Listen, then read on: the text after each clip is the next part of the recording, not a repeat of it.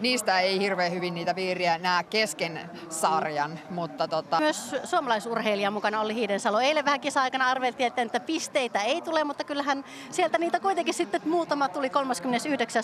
Sitä, että hiihtää normaalia vauhtia, mutta että tietenkin pitäisi venyä ampua paikalla, että ihan maksimissaan 2 sakkoa 4 paikalta, mutta jos pystyisi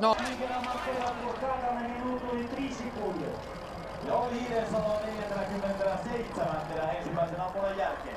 Coming into the wall.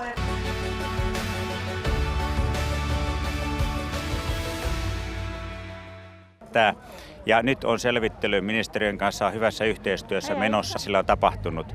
Ja itse toimintaan tämän avustuksen osalta me tiedämme meidän ampumahiihdon valmentautumiseen urheilijoihin niin kuin mitään. Jos sitä rahaa ei kuitenkaan opetus- ja kulttuuriministeriössä saada, niin löytyykö se sitten jostain muualta? Opetus- ja kulttuuriministeriöllä on erityisrahoitusmahdollisuuksia.